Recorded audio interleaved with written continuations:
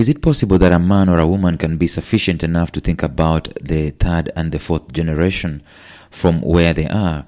Do we normally have this consciousness to download and really to project and think about how our children's children are going to fare on in life? Or do we just fend off the things that we are fending off on a daily basis in our lifetime, and then we expire and that's the end of it? Is it possible for us to consider what our grandchildren are going to face? And is it possible for us to actively and intentionally try to participate in making lives for them better?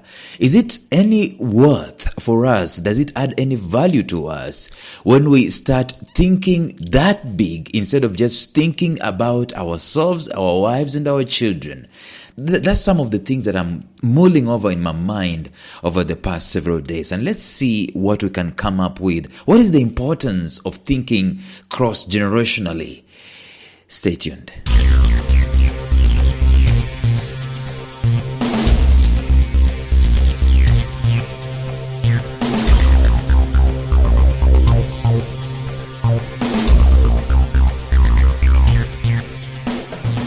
Welcome to the Life Signatures podcast with Lawrence Namale. Lawrence is a life coach, author, and keynote speaker who loves to tackle different topics on purpose, productivity, and resilience. His mission in life is to awaken all your boundless possibilities available in you. Life Signatures podcast is dedicated to bring to reality every single person who knows that deep down in their gut, there's got to be more to life than this. And now, here is your host, Lawrence Namale.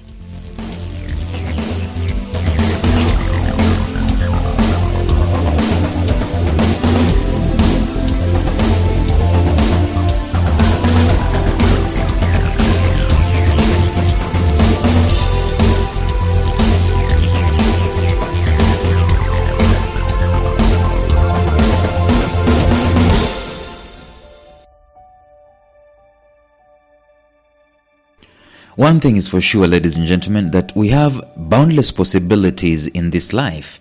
And the only thing that makes things happen in life is focus, and it is attention. In other words, if you don't give attention to something, chances are that that thing is not going to materialize.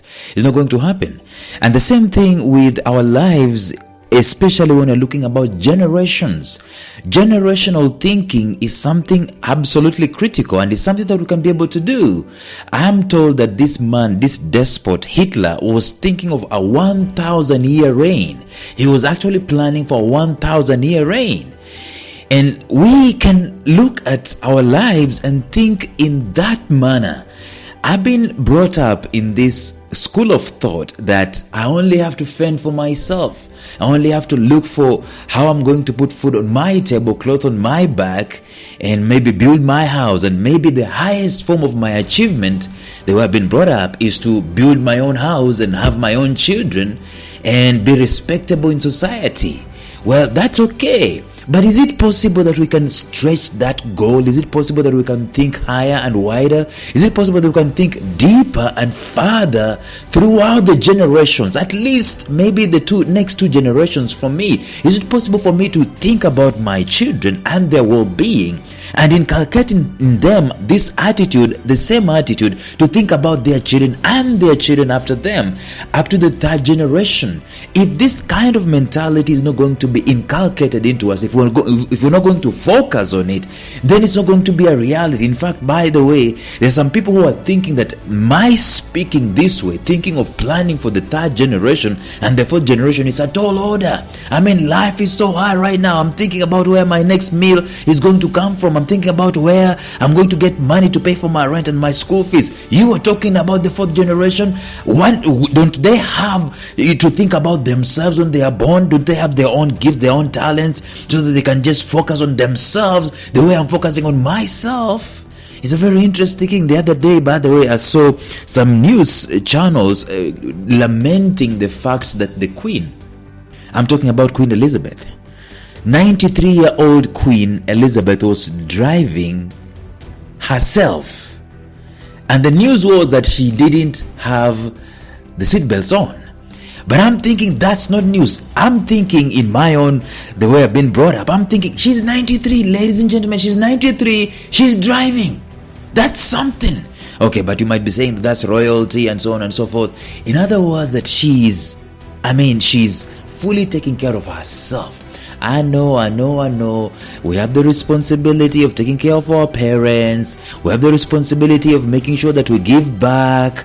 The pain that they went through, the hassles that they went through. Now that we're better off than they are.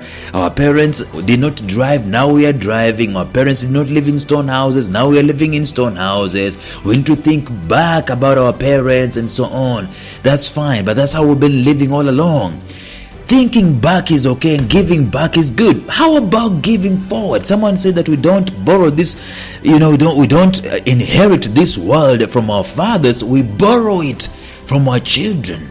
And what we do about this life today is going to contribute to what they're going to look like tomorrow. See, this thing I'm always preaching about purpose. I'm always talking about purpose. I'm always talking about productivity. I'm always talking about resilience. I think we can give our kids a head start if we remove all these struggles. And I'm not saying that they should not, have this resilience inside of them, that they can put food on the table, they can work their bodies up and so on. We have this mentality where we are thinking that if we are not going to leave them to fend for themselves, then they're not going to grow up. The problem with that kind of thinking is that people seldom tend to focus on what their purpose in life is. But I'm thinking purpose in life has a bigger responsibility generationally, actually, in that this generation removes from them this aspect of having to fend off for basic needs. You're born with debts, trillions of debts that you've got to pay.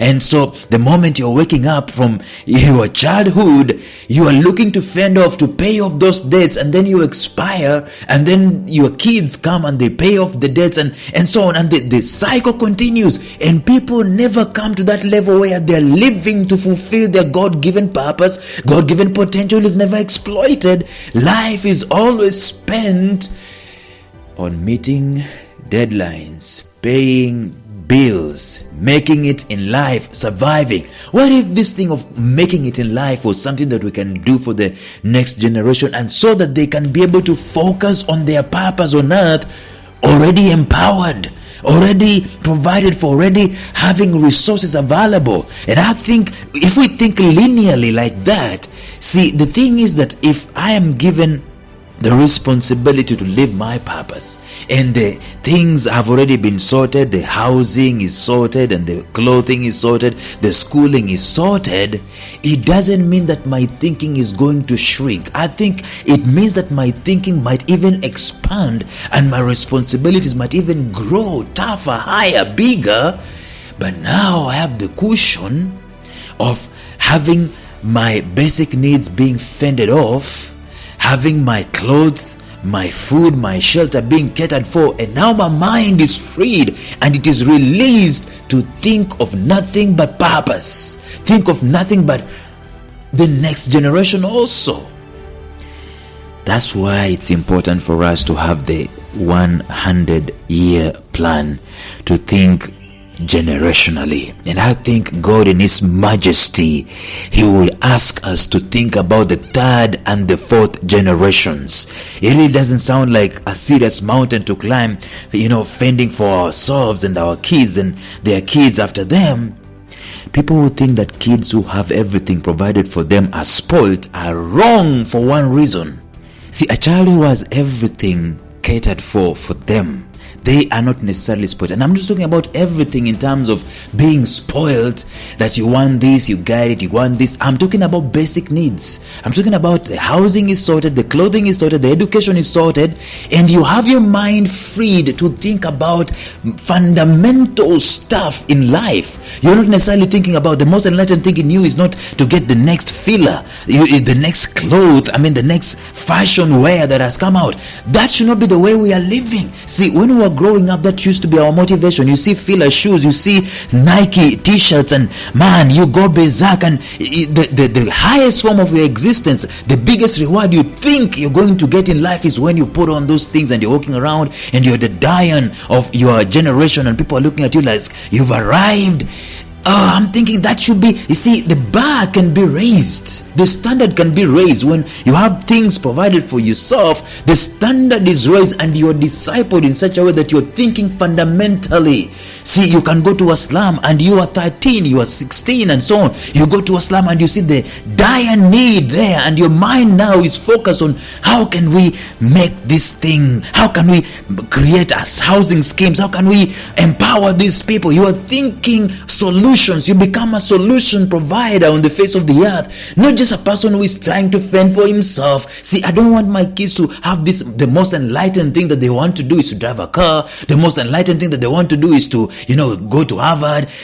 Those are just, by the way, there is nothing enlightened about driving a car. There's nothing enlightened about those things. Those are things we need to think kingdomly. We need to think like the solutions we need to provide. We came here on earth to shine our lights. We came on earth here to be solution providers, to expand our potential. And the problem is, if we don't have someone who was taught for us generationally, the problem is that we will spend quite a big chunk of our time trying to fend for ourselves, trying to get the Nike, trying to get the car, trying to build a house, spending half our years, 3/4 of our years trying to be comfortable, trying to look for comfort.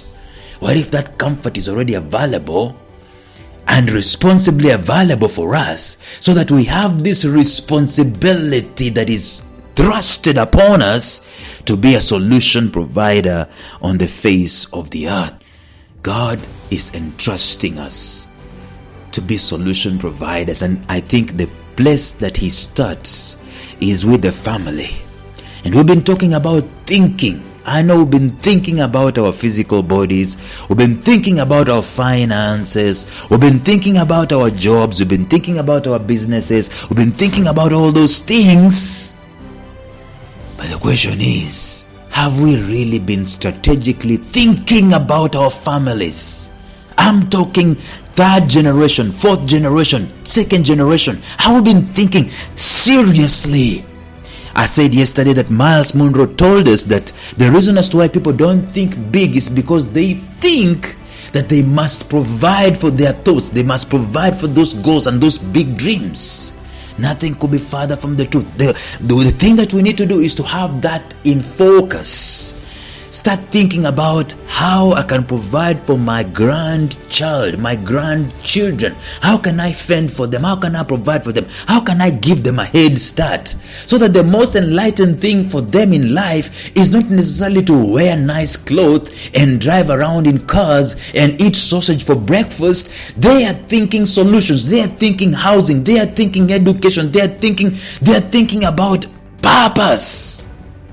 Because I've given them head start. Let me tell you, as I preach the message of purpose, one of the biggest things that I normally meet that is an impediment to purpose is basic needs. People are, you're talking about purpose and people do not have food in their stomachs. Talk about the table. They don't have food in their stomachs. They don't even have the fridges you're talking about. They don't even have housing. What if that is released from them when we start thinking big? I think there are several benefits, and today I'm just going to touch on one benefit and I've already talked about it. If we are thinking cross-generationally, we're thinking about 2-3 generations from us.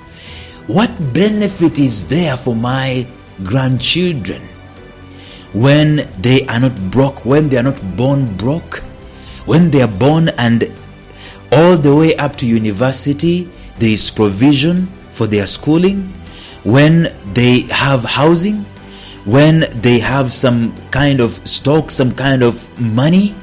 And so it is incumbent upon them to exercise their purpose. So the very first benefit that I think comes from us thinking big time for 100 years and providing for 100 years is that we release people to do their purpose. We release people, we teach them to live purpose. What if you had of everything? If those of us who believe in the Bible, look at Adam. Look at the ideal picture. The ideal picture has always going to be Adam. The ideal picture is always going to be the first man on earth. The first man on earth, how was he created? He was created when everything was in place. There was water, I mean, he didn't have water problems. He didn't have honey problems. He didn't have food problems. He didn't have work problems. He didn't have ventilation problems. Adam had everything, potentially everything in place. And now it was incumbent upon Adam to start inventing aeroplanes, to start inventing helicopters, to start inventing tarmac roads, using the mind and the intelligence and the potential that God put inside of him. God made everything potentially foundationally available. That's the ideal situation. Now Adam is released to unleash his purpose on the face of the earth.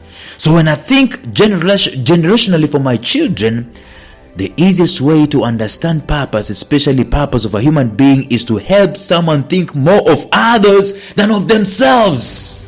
They have responsibility to think first of all about their own children, not even about themselves. They are thinking about their own children and the children after them, because I've already provided for them. I've fundamentally provided for them. I'm not just talking about materially. I'm provided for them software, the firmware, the kind of intelligence that they need, the responsibility that they need. But I've also practically provided for them finances and assets to get started, to think about their children and the children after them. Purpose is exemplified when we are not preoccupied with our own fending for our own selves. Where is the water going to come from? Who is going to pay for the electricity? Who is going to pay for the school fees? Who is going to do this and that? And our 3/4 of our lives is just spent on trying to fend off our basic needs in Maslow's hierarchy. We are just on the floor over there. But if we are released from these things, then our thinking becomes bigger, it becomes greater. We are thinking purpose. We are thinking I was born to be an inspiration, and you go out there and you become an inspiration because you're not spending 3/4 of your time trying to fend off for yourself. A long-term vision that supersedes your own life is the perfect exercise on purpose. If you do this plan, it will force you to think more altruistic things in life than houses, cell phones, curtains, clothes, shoes, and all those superficial things. I can tell you, if you look at people's goals and people's New Year resolutions, they are extremely carnal, extremely superficial, extremely materialistic. They are not even thinking about the generations to come. It's just selfish to the core. Why is that? And I'm not blaming people. It is that way because that is the physical situation that they find themselves in. That is how you find yourself in. You are born with debts. You are born to fend for paying off your debts. And now you don't even have time to think about your purpose. You don't even have time to think about your purpose. You don't have time to think about altruistic things. You don't have time to think about making a difference on the face of the earth. Even if you're doing that kind of thinking, it is kind of limited because you are constricted by the limitations that you were born in. Now let's try to remove those limitations from our children and their children's children so that they can be people of purpose. I'm talking about thinking. Is it possible that it can happen? Can it come now that it's come to our consciousness? Can we find a way of really dreaming together with God to provide for the 3rd and 4th generations so that we can release them to be people of purpose? I do not want my children, I do not want Ethan and Sarah and the others. Yeah, I'm saying the others because I don't know. I don't want them that the kind of life that they're looking for, they're really looking forward to is that, I'll be able to fly in an aeroplane. That is the biggest goal they have. I'll be able to own a car or build my own house. No, those should be basics. I'm thinking that their big dreams should be things like, what difference can I make in the health sector, in humanity across the earth? What difference can I make in the technology sector? What difference can I make in the education, the religious sector? What difference can I make in the governance sector for the betterment of society? I want them to think that way, and it is up to me to raise them that way and to provide for their basic needs, to think cross-generationally. All right, ladies and gentlemen, thank you for listening. We're going to continue with this weird topic tomorrow. For now, bye-bye.